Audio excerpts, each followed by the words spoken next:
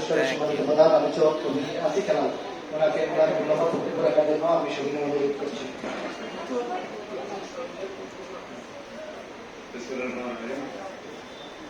আজকে যখন ফজরের নামাজ পড়ে আমরা তিনজন আমরা রওনা দিই, তখন প্রবল বৃষ্টি ঢাকা শহরে, ভারী বৃষ্টি।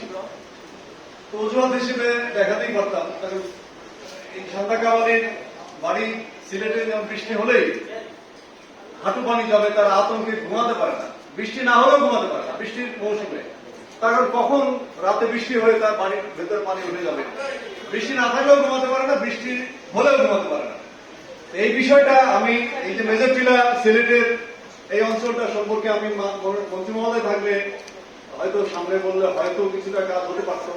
নতুন মেয়র এসেছেন এই শহরে, এই নগরে, তার কাছ থেকে আমরা আশা করেছিলাম যে প্রায়োরিটি বেসিস এই সমস্যাটার সমাধান করার জন্য, যে কিভাবে আবাসিক এলাকার বাড়ির মধ্যে পানি ঢুকে হাঁটু পানিতে থই থই করে এবং সাপ যে রাসেস ভাইপারের আতঙ্ক ছড়িয়ে দেওয়া হয়েছে, ওই বাড়ির ছেলেমেয়েরা কিভাবে আতঙ্কে দিন কাটাচ্ছে, এটা মেয়র মহোদয়ের ভাবা উচিত।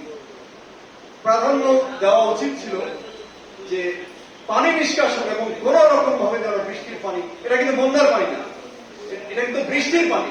আধা ঘন্টা বৃষ্টি হলেই বাড়িতে পানি উঠে সেই বাড়ির আতঙ্ক তৈরি করে। এই বিষয়টা আমি মাননীয় মন্ত্রী থাকলে হয়তো আরো ভালো হতো। আমি আপনাদের মাধ্যমে অনুরোধ জানাচ্ছি, আজকের অনুষ্ঠানের সভাপতি এবং সাহিত্য সন্ধির প্রতিষ্ঠাতা সভাপতি জয়িতা কবি, মাননীয় প্রধানমন্ত্রীর কাছ থেকে তিনি জয়িতা পুরস্কার পেয়েছেন।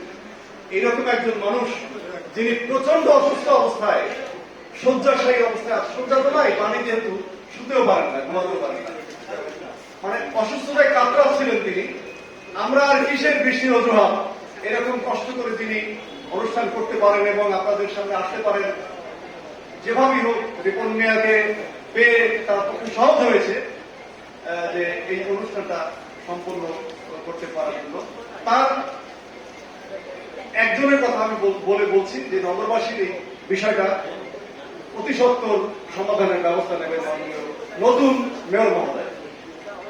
সাহিত্য সন্ধির অনুষ্ঠানে আমি প্রথম থেকে আছি এবং এখানে সিলেটে যে এর আগে দুইটি অনুষ্ঠান হয়েছে সেখানে আমি থাকার সৌভাগ্য হয়েছিল এবং এই প্রতিষ্ঠানের যারা আয়োজক আছে তাদের স্নেহ ভালোবাসায় আমি এখানে বারবার আসি আপনাদের কাছে। সিলেট কিন্তু শুধু বন্যা বা বৃষ্টির শহর না, এই অঞ্চল, এই ভূখণ্ড অনেক শিল্পী সাহিত্যিক তৈরি করেছে। হাসন রাজা, শাহ আব্দুল করিম থেকে শুরু করে অনেক গুণী ব্যক্তি জন্মে ধন্য হয়েছে এই সিলেটের মাটি। তাদের মধ্যে থেকে আজকে এখানে আমরা পেয়েছি এই দুইজন উপস্থিত আছেন, পুলিন রায় এবং এনায়েত হাসান মানিক ভাই। তাদের প্রতি আমি শ্রদ্ধা জানাচ্ছি যে তারা এত বিনয়ী কিভাবে হন। মানুষ যত বিনয়ী হবেন, যত বড় হবেন, তত বিনয়ী হতে হয়, তার প্রমাণ থেকে তারা আজকে এখানে রেখে গেছেন। কোন গাছে যদি বেশি ফল ধরে সে গাছ কিন্তু নুয়ে থাকে, আপনারা যাতে সহজে ফলটা পেড়ে খেতে পারেন। আজকে ওনারা সেই বিনয়ের চূড়ান্ত পরাকাষ্ঠা দেখিয়েছেন। তিনি লাঠি হাতে ভর করে হুইল চেয়ারে এসে লাঠি নিয়ে এখন পর্যন্ত আপনাদের সামনে বসে আছেন, আপনাদের অনুপ্রেরণা হয়ে, আমাদের প্রেরণা হয়ে। তাদের প্রতি আবার শ্রদ্ধা জানাচ্ছি যে তারা আমাদের এখানে এসেছেন, সাহিত্য সন্ধির ডাকে এসেছেন, সাহিত্য সন্ধিকে সম্মানিত করেছেন। আসলে আমরা কিছুই দিতে পারিনি, আমি তো বুঝি সম্মাননা কি জিনিস, ওনারা আরো বেশি করে জানেন। ফেলো এখানে আছেন, অর্থমূল্য ছাড়া কোন পুরস্কার কিন্তু বাস্তবিক অর্থে মূল্যহীন, যত যাই বলা হোক না মুখে। এখন টাকা যদি না দেওয়া হয় পেস্টের সাথে, সেই পুরস্কারে কিন্তু বাস্তবিক কোন মূল্য থাকে না। কিন্তু তারা এ ব্যাপারে কুশব্দটি করেননি, পুষ্পা প্রকাশ করেননি, কোন ইঙ্গিত দেননি। আমি দিয়ে যাচ্ছি সাহিত্য সমিতি পরবর্তীকালে আমি সুপারিশ করব, অনুরোধ করব, পরবর্তীকালে যদি এ ধরনের ব্যক্তিত্বকে কোন পুরস্কার দিয়ে থাকেন তার সাথে অবশ্যই যেন টোকেন হলেও যেন একটা অর্থমূল্য থাকে।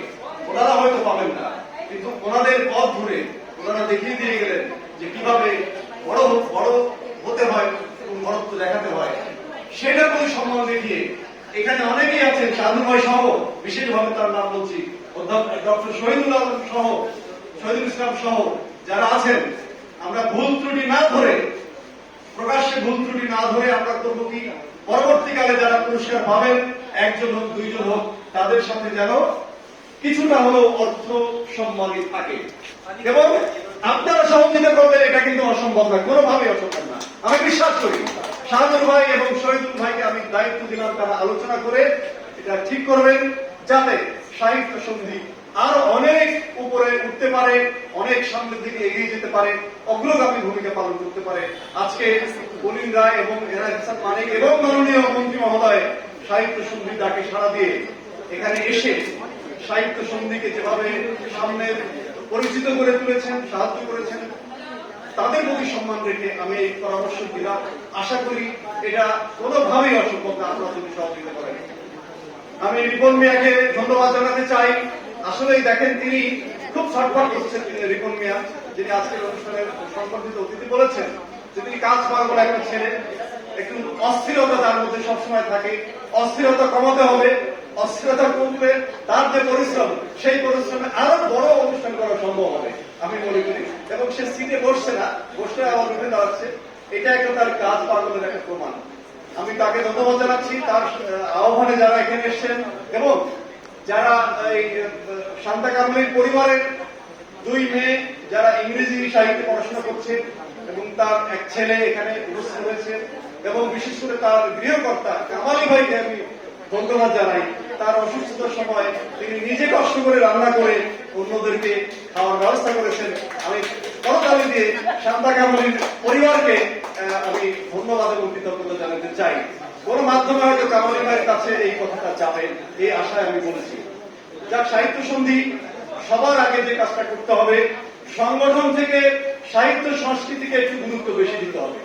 সংগঠনের মূল উদ্দেশ্য যেন থাকে সাহিত্য এবং সংস্কৃতির সামনে এগিয়ে নিয়ে যাওয়া, সংগঠনকে এগিয়ে নিয়ে যাওয়া নয়, সাহিত্য সংস্কৃতিকে যেন এগিয়ে নিয়ে যায়। সে ব্যাপারে কি করা যায়, একটু কোয়ালিটির দিকে একটু নজর যদি আমরা দিতে পারি, এই চিন্তাটা যেন সাহিত্য সন্ধির মধ্যে, পরিকল্পনার মধ্যে থাকে, এই পরামর্শ আমি দেব। যাক, হাততালি আমার বক্তব্য পরে হবে, যেহেতু খাবার দেওয়া হয়েছে, হাতে জোর হবে।